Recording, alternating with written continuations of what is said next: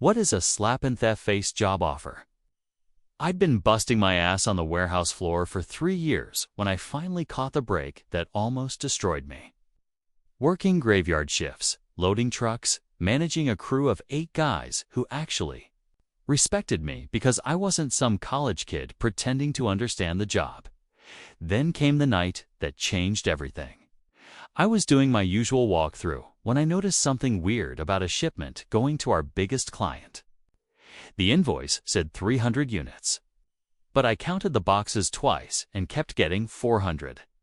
That's when I realized someone in receiving had screwed up the paperwork big time. I called my manager, Jake, at 2 o'clock in the morning.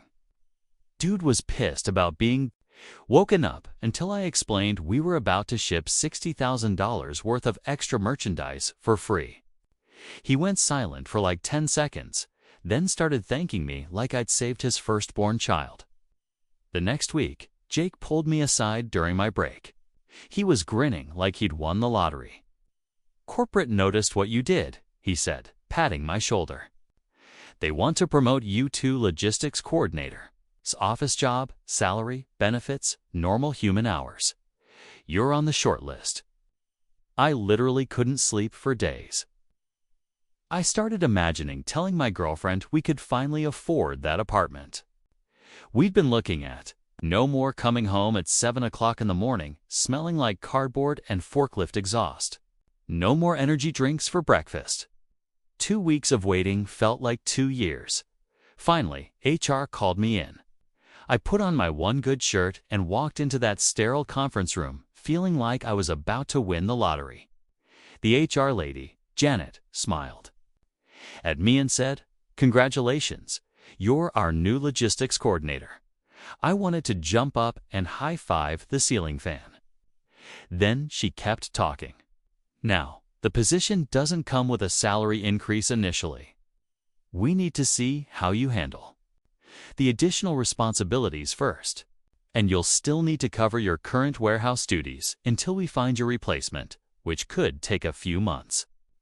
My stomach dropped so fast, I thought I might throw up on her desk.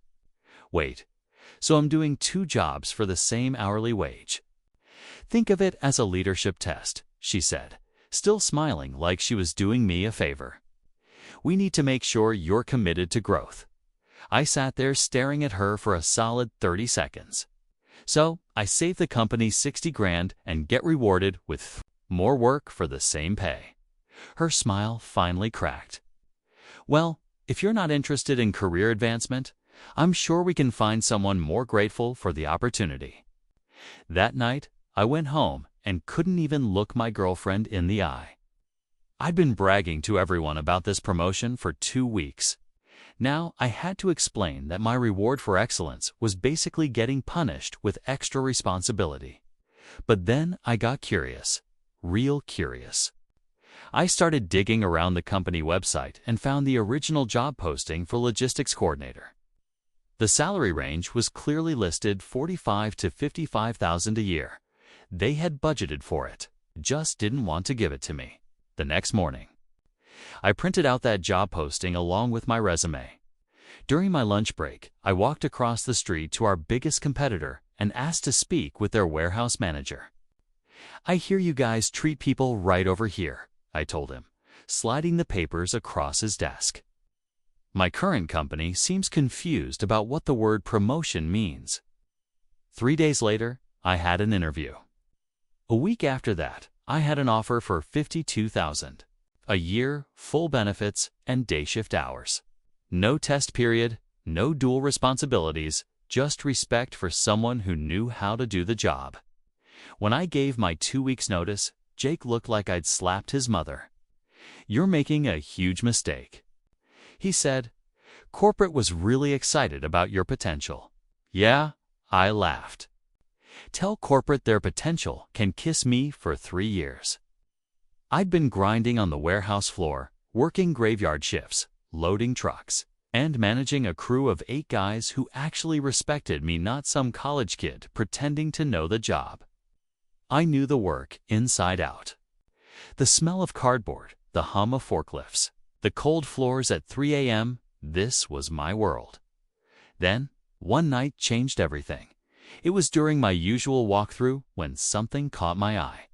A shipment heading to our biggest client had an invoice saying 300 units. So, I counted the boxes twice. 400. Not 300. 400. Someone in receiving had made a huge clerical error. If those extra 100 boxes went out, that was 60 grand worth of merchandise gone for free at 2 a.m. without hesitation. I called my manager Jake. He was pissed about being woken up, but when I told him what was about to happen, he went silent. For a few seconds, then thanks started pouring out like I'd just saved his firstborn child. A week later, Jake pulled me aside during break, grinning like he'd hit the jackpot. Corporate noticed what you did. They want to promote you to logistics. Coordinator, office job, salary, benefits. Regular hours, you're on the short list. I couldn't sleep for days. I imagined telling my girlfriend we could afford that apartment we'd dreamed about. No more coming home smelling like cardboard and forklift grease. No more energy drinks for breakfast. Then, 2 weeks later, the call came from HR. I put on my one good shirt, walked into that cold conference room, and sat down. Janet from HR smiled, all warmth and sunshine. Congratulations, you're our new logistics coordinator. I wanted to jump up and high-five the ceiling fan, but then she kept talking. Now the position doesn't come with a salary increase initially. We need to see how you handle the additional responsibilities first. You'll still need to cover your current warehouse duties until we find your replacement, which could take a few months. My stomach twisted. I blinked, stunned. Wait. So I'm doing 2 jobs, both my warehouse job and the coordinator role, for the same pay. She smiled wider. Think of it as a leadership test. We want to make sure you're committed to growth. I sat there for what felt like an eternity, stunned into silence. I'd just saved the company $60,000 and my reward. More work, no raise. She finally cracked a hint of frustration. Well, if you're not interested in career advancement, I'm sure we can find someone more grateful for the opportunity. That night, miles away from the office, I avoided looking into my girlfriend's eyes. I'd spent 2 weeks bragging about this promotion. Now it felt like a mockery. Curiosity gnawed at me. I dug into the company website and found the original job posting. The salary range was clearly listed, $45,000 to $55,000 per year. They'd budgeted for it. They simply didn't want to give it to me yet. The next morning, I printed the job posting and my resume. At lunch, I walked across the street to the biggest competitor and asked to speak with their warehouse manager. I hear you treat your people right over here, I said, sliding the papers across the desk. My current company, well, they seem confused about what the word promotion means. 3 days later, I had an interview. A week after that, an offer.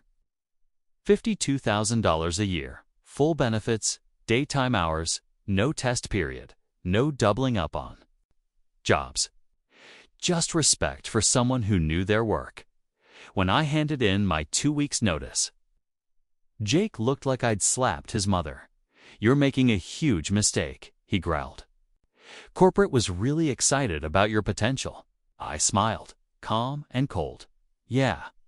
Tell corporate their potential can kiss my ass. That promotion was a slap in the face, hollow reward wrapped in corporate speak, demanding more work without respect or pay.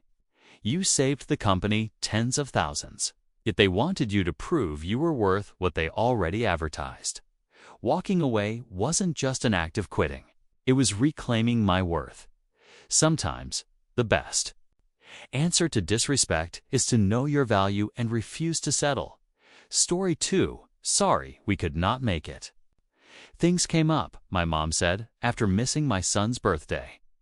2 days later, I got a charge for $7,900 VIP executive box at NFL game. 3 seats. T. I reversed it, paused the joint card, and sent, expect contact from my attorney. 5 minutes later, My dad called 14 times in a row. My sister's last text read, "We are outside in the rain." I smiled and replied, "Sorry, we could not make it." Things came up. My mom texted. That was her excuse for missing my son's 8th birthday. No call, no video message for him, not even a cheap card in the mail. Just a casual text, as if she had forgotten a coffee date, not her own grandson's special day. I stared at my phone, my fingers tightening around it until my knuckles turned white. My boy had spent the whole morning looking out the window, waiting for Grandma and Grandpa to pull up. I'd even baked extra cupcakes, thinking maybe my dad would want to take a few home, but instead I got that 7-word text. I forced myself to smile in front of my son, telling him they must have been busy. But inside, something in me cracked. This wasn't the first time they'd let us down, but it was the first time I felt a deep, ugly certainty. We didn't matter to them unless they needed something. 2 days later, my phone buzzed again. Not with a call, not with an apology, but with a bank notification. A $7,900 charge. My eyes narrowed at the description. VIP executive box at NFL game, 3 seats, and I knew exactly whose fingerprints were on it. We shared a joint credit card for emergencies. Their idea back when they convinced me it would be easier for family to help each other in tough times, except the emergencies always seemed to involve their comfort. Never mind. I didn't hesitate. I called the bank, reversed the charge, paused the card entirely, and sent one text. Expect contact from my attorney. My attorney, Greg, wasn't just some random name I threw out to scare them. We'd gone to high school together, and after college, he built a reputation for handling messy family disputes. Within minutes of sending the text, I fired off an email with screenshots of the charge, a brief timeline of past emergencies, and my parents' exact words over the years about the card being for family use. His reply came 10 minutes later. Got it? This falls under unauthorized use. If you want, I can draft a cease and desist before the weekend. I smiled at my phone. This wasn't just about getting my money back anymore. It was about sending the loudest possible message that I was done covering all their expenses. 5 minutes later, my phone started buzzing like it had caught fire. 14 missed calls from my dad in under 10 minutes. He never called that much unless he was in trouble. Then the cherry on top, a frantic message from my sister. We are outside in the rain. I read it twice, let it sink in, and felt a slow, satisfied smile spread across my face. My thumbs hovered over the screen before I typed my reply. I guess I should back up, because if I just tell you they ran up a $7,900 charge for an NFL VIP box, you might think this was some random one-time thing. It wasn't. It was the culmination of years of entitlement, manipulation, and family helps family speeches that somehow always ended with my bank account being lighter. My parents weren't born poor. They had stable jobs, a decent house, and a retirement fund that could have kept them comfortable. But they also had a habit, an addiction really, to spending money they didn't have on things they didn't need. When I was a teenager, I remember my dad coming home with a brand new 75-inch TV, while Mom casually mentioned we were a little behind on the mortgage. Guess whose summer job paycheck mysteriously went missing to help catch up? By the time I was in my 20s, I was already the family's financial safety net. Mom needed dental work. I covered it. Dad's truck broke down. I paid the mechanic. My sister, the eternal damsel in distress, needed rent after her roommate bailed. Of course, she came to me.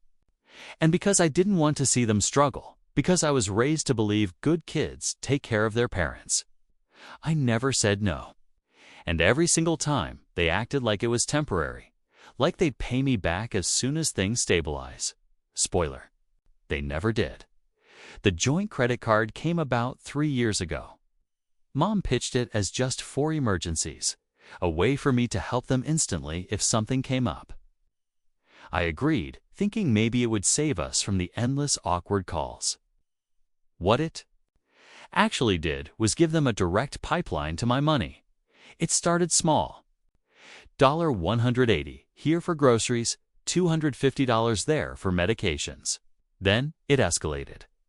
New patio furniture, a weekend getaway just to relax. A surprise birthday dinner for my sister with a $900 tab that they swore was for the whole family.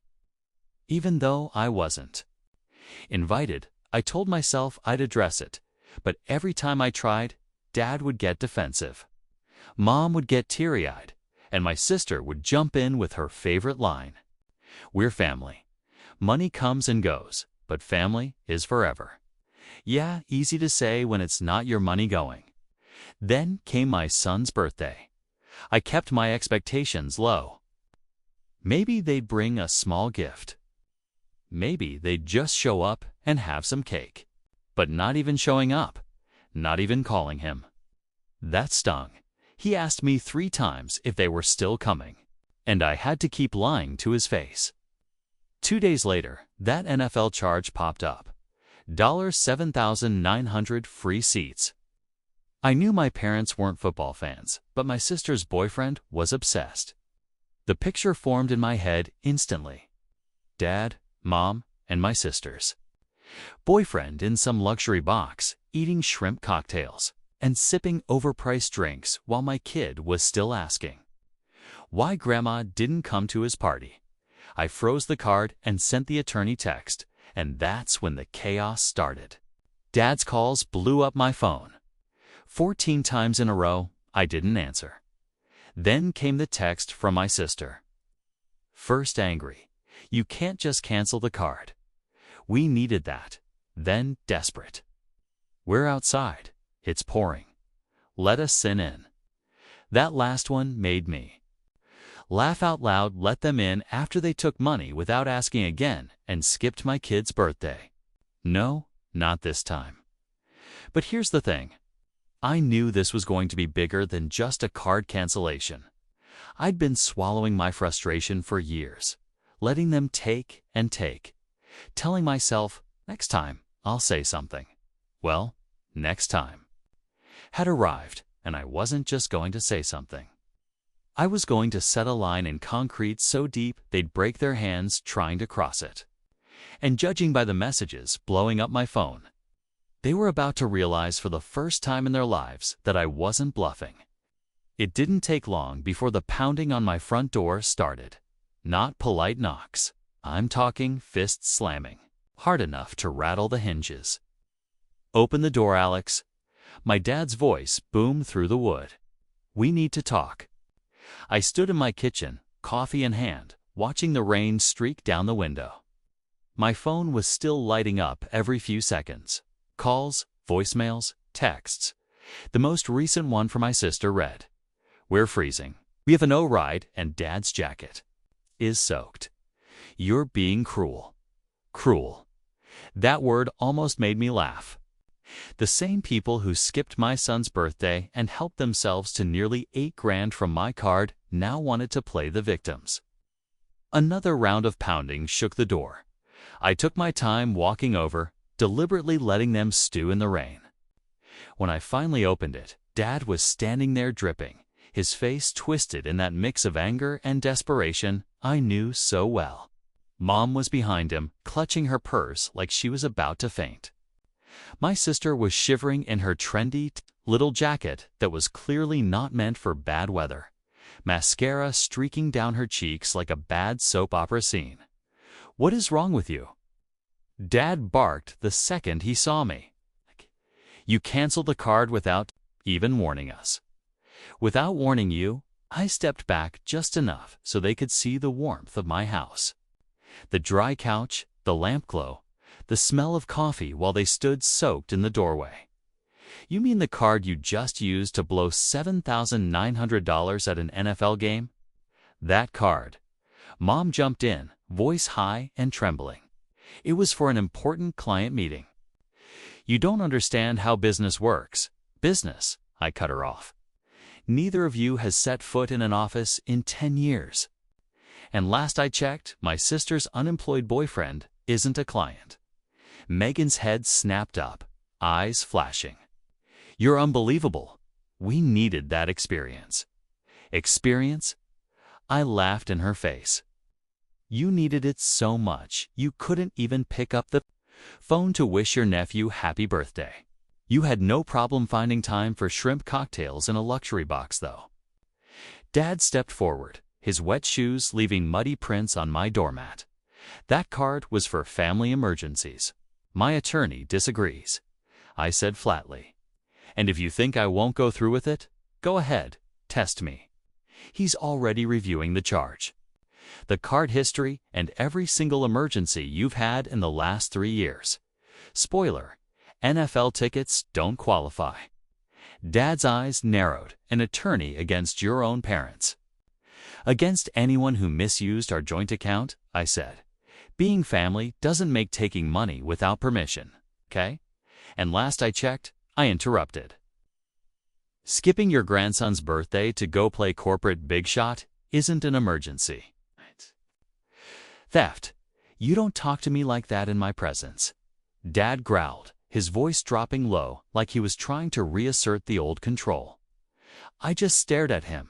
In your presence? Dad, you're standing in my house. You don't get to bark orders here. That landed. His mouth opened, then closed again. I could see it. He wasn't used to me pushing back. Megan tried the guilt angle next. We're family, Alex. You're seriously going to leave us out here? It's pouring. We just need a place to. Aita.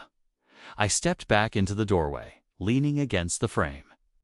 You've had a place, my support, my money, my time for years, and you burned every ounce of that goodwill. Mom's lip quivered. You wouldn't be here without us. We gave you life. Yeah, I said, my voice flat. And I've been repaying that debt ever since, apparently with interest. But guess what? The bank is closed. The rain kept coming down, making their clothes stick to their bodies. Dad's jaw was clenched so tight I could hear his teeth grind. You're making a mistake, he said finally. When you need us. I cut him off again, sharper this time. When I need you. You've made it crystal clear there's nothing you'd actually show up for unless there's something in it for you. I did need you when my son was born, when I bought my first house, when I asked for help moving. But every time you had something come up, the only time you show up is when there's a check involved. Megan's eyes were wet now, but not from the rain. We had plans for that money. Yeah, well, I have plans for mine too. And they don't include subsidizing your lifestyle anymore. I could feel my heart pounding, but it wasn't from fear. It was from the surge of something I hadn't felt in years. Control. Dad tried one last push. If you close the door on us right now, don't expect this family to ever be the same. I stepped forward close enough to see the rain dripping off the end of his nose. That's the point. And then slowly, deliberately, I shut the door. The pounding started again immediately. But I turned and walked into the living room. My son was sitting there in his pajamas building Lego towers. He looked up at me. Who was at the door? Dad? I smiled. Just some people who forgot what family means. From the other side of the door, the shouting turned into muffled arguing between the three of them. I sipped my coffee, sat down next to my boy, and started adding blocks to his tower. Let them stand in the rain. They'd spent years making me feel small, guilty, and obligated. Tonight, they could feel something else. Powerless. Because for the first time in my life, I wasn't giving in. The pounding on my door stopped after a few more minutes, replaced by the sound of hurried footsteps splashing down my driveway. Then silence. For the rest of the evening, my phone barely rested. First, the text rolled in from my sister. Long paragraph-sized guilt trips about family bonds, and how could you embarrass us like that? Then came the voicemails from my dad, each angrier than the last. You've made your point, Alex. Now open the card back up before you do something you can't take back. You've crossed the line. We don't do this to family. The irony nearly made me choke on my coffee. I didn't respond. Not that night. Not the next morning either. I blocked them on social media, muted their numbers, and went about my day like nothing had happened. My son. And I went to the park, grabbed ice cream on the way home, and laughed until our stomachs hurt. It was the first time in years I felt light. Like someone had cut a set of chains off my back.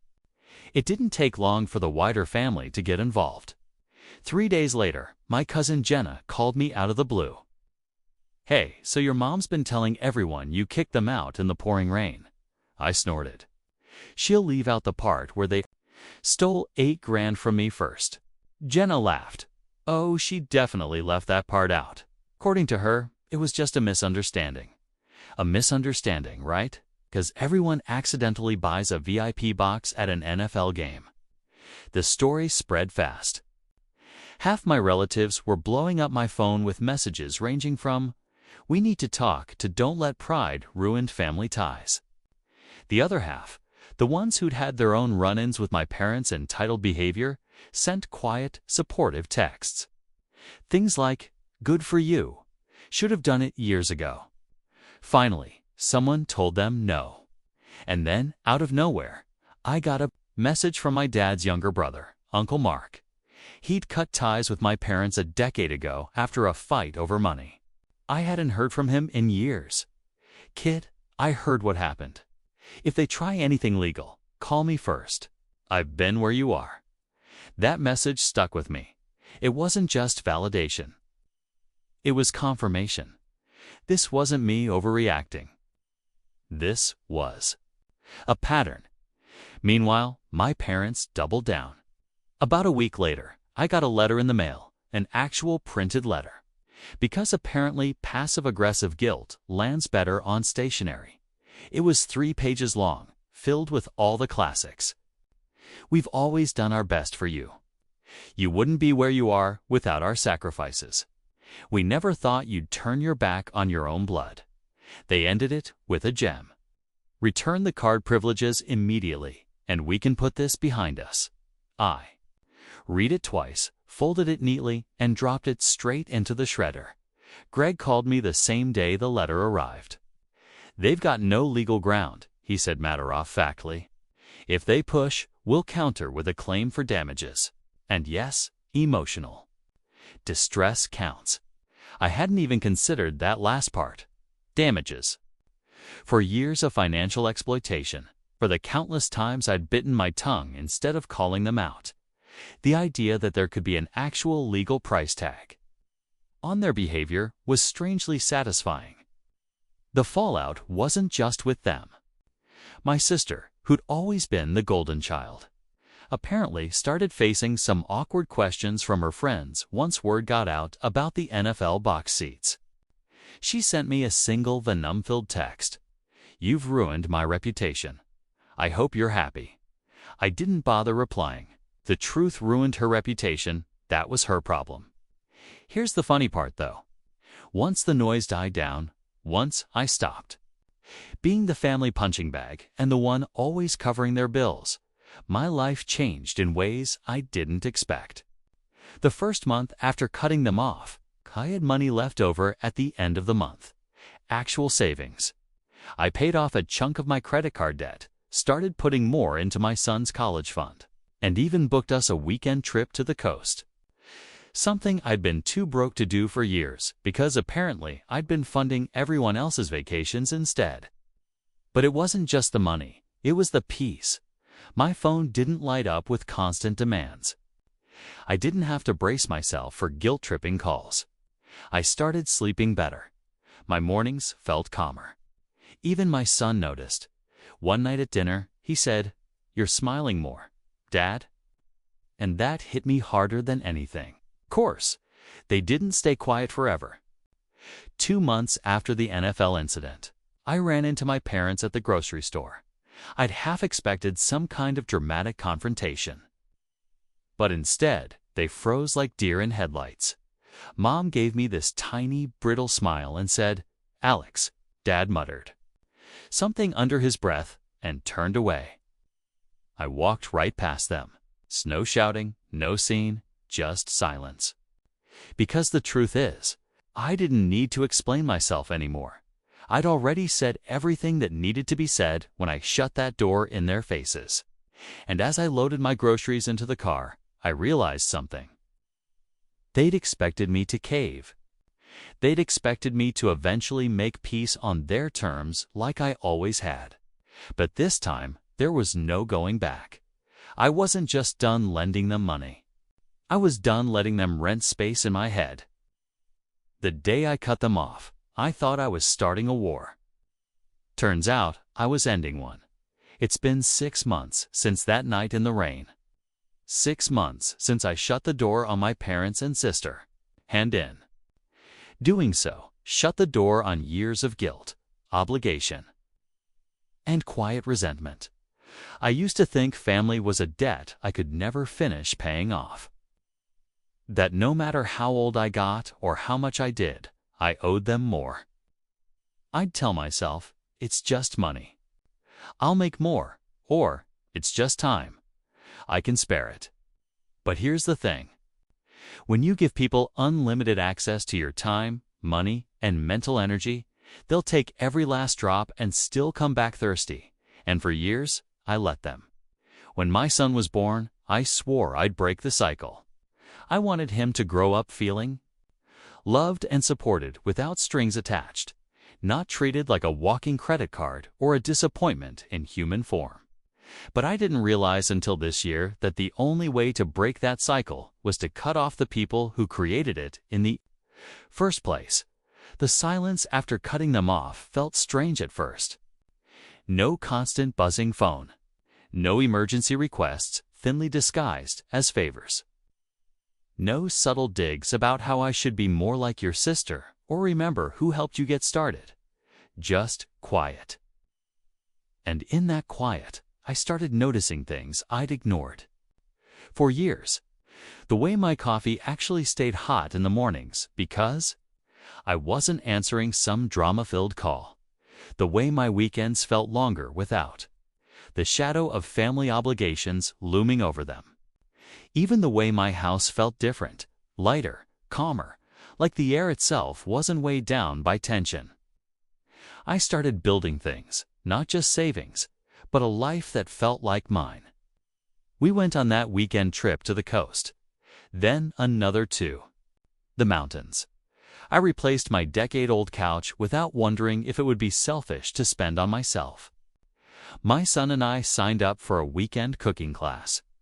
And now Friday nights are homemade pizza nights. It's just us in the kitchen making a glorious mess. We've also started little traditions. Movie marathons on rainy days. Early morning fishing trips. In summer, bike rides to the diner on Sundays. It's not about spending big, it's about being present.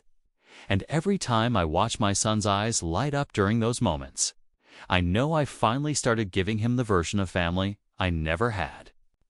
Do they still try? Oh, absolutely. The most recent attempt came via my mom, who left a voicemail saying, "Your father's not doing well. He needs his family around him." I called Uncle Mark to check. Dad's fine, not a hospital in sight. Just another ploy. Another performance for an audience they don't have anymore. The old me might have fallen for it. The new me. I deleted the message and went back to helping my son with his Lego set. Here's the thing nobody tells you. When you finally enforce boundaries, people don't just resist, they rewrite history. I've heard through the grapevine that my parents now tell everyone I cut them off over a misunderstanding, and that I'm holding a grudge over a single mistake. But I've stopped correcting them. Let them tell whatever story helps them sleep at night. The truth doesn't need me to defend it. And the truth is, I'm not angry anymore. I'm not even sad. I'm free. Greg still checks in once in a while, not as my attorney anymore, but as a friend. He told me that for weeks after the rainstorm incident, my parents kept calling his office demanding to know if we were really going to sue. He never confirmed or denied, just reminded them every time that all communication had to go through him. They hated that, which frankly made me love it even more. Now, the only person who ever calls me about family finances is Greg. And trust me, his hourly rate is one bill my parents will never see. Last week, we were at the park when my son asked out of nowhere, "Dad, why don't Grandma and Grandpa come over anymore?" I took a deep breath, trying to figure out how to explain it in a way he'd understand. Sometimes, I told him, people make choices that hurt others. And if they don't want to change, you have to protect yourself. It doesn't mean you don't care about them, it just means you care about yourself too. He thought about it for a moment, then nodded. Like when I stopped playing with Tommy because he kept taking my toys out of the mouths of kids. That conversation stayed with me because in that moment, I realized I hadn't just changed my life. I was teaching my son that love without respect isn't really love at all. And maybe that lesson would spare him years of the kind of emotional gymnastics I grew up performing.